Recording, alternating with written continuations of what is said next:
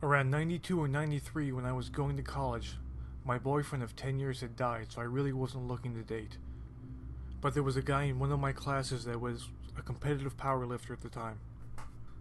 I was spending all of my time back then pretty much living in gyms, doing different workshops, and competing in powerlifting as well. This guy was around my age and he kept on me, so we ended up going out and spending a lot of time together working out and eventually dating. He had a posse that trained together and I became part of that group. There were 5 of us that were together at the time. It was a typical New York thing where you train together hardcore and then go out and party together. There was one guy in the group that was a little different, even a little scary. His name was Tim, and I had heard that he had sort of a darker background. But it wasn't something that we really talked about. A lot of people around there were a little edgy. Tim played the role of the alpha male and made fun of the other guys on the group.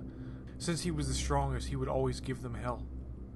I never questioned that we had anything more than a friendship, but I thought it was cool that I was able to break that barrier that he held up and get through to him on another level. His father had committed suicide, so I think that had done a lot of damage to him. I lived in more of a suburb, and Tim and his girlfriend lived more in the city than I did. They lived in this large warehouse. It was sectioned off, and one part was their apartment, which was about 1,000 square feet up a flight of stairs on one end. One night we had all gone out and it got late, so they said I should just stay over. It looked like there was going to be a blizzard anyway. We all went to bed around midnight. Tim and his girlfriend went to their bedroom and I lay down on the couch. All the walls in their apartment were sheetrock white. There really wasn't any sort of decoration that had been done to the place. On one wall to my right there was a double hung window where you could see the streetlights. The snow was really building up outside. There was no doubt that there was a blizzard. I think that I fell asleep for a few minutes, but of course, not being in my own bed, I didn't expect to sleep very well. I woke up back around 12:30 or so and didn't go directly back to sleep. I was just laying there and noticed a little flickering shadow thing on the wall. I have a very analytic mind, so I was watching it, trying to decide if I was dreaming or not, trying to figure out the source while it's fading out and back in again. I looked over to my side and remembered the windows and curtains and decided that it had to be where it's coming from. The source of the image was just probably something I couldn't see. After a little while, the image starts solidifying and taking better shape. And then I realized that it was a person. I know how crazy it sounds, but it had that John Bon Jovi kind of look. It reminded me of a friend of mine that had passed away. He had sort of that 80s rocker look. I'm laughing at myself, wondering why I'm seeing John Bon Jovi on a wall and watching it. 30 minutes goes by and it's still there, still fading in and out.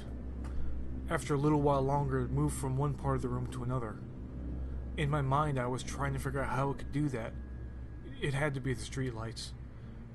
There had to be a totally rational explanation for it. I looked over the wall near my feet and there's a new image there.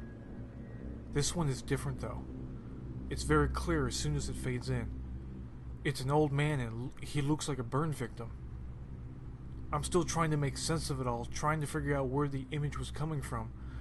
This was way too bizarre and didn't make any sense at all. I was probably watching the old man for more than 30 minutes when I noticed something different.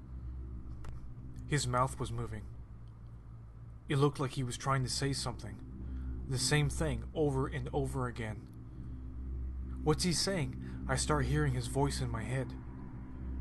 I'm not hearing anything at all with my ears, but I can still hear its voice and it's getting louder and louder and I start to understand it. He's saying, "Get out." I looked over and the Bon Jovi image is still there and it hasn't changed. He's not saying anything, but "get out" from the burn victim is getting stronger and stronger.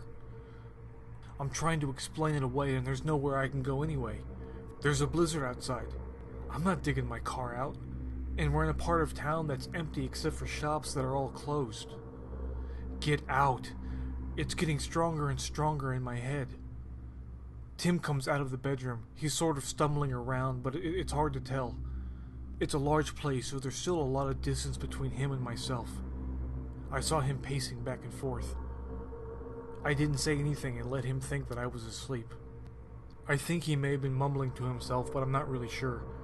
Eventually he goes back into his room and the burn victim comes back, even stronger now. Get Out. The Bon Jovi figure is gone now, but the burn victim is screaming inside my head so loud it's thumping. Over and over again, get out. Finally, I can't take it anymore. I know once the apartment door closed behind me, I was on my own, but I had to get out of that place no matter what it took. By now, it's 3:30 in the morning, and I'm outside in a blizzard digging out my car with my bare hands. Luckily, I get it out. I warm myself up, and I make it back to my apartment.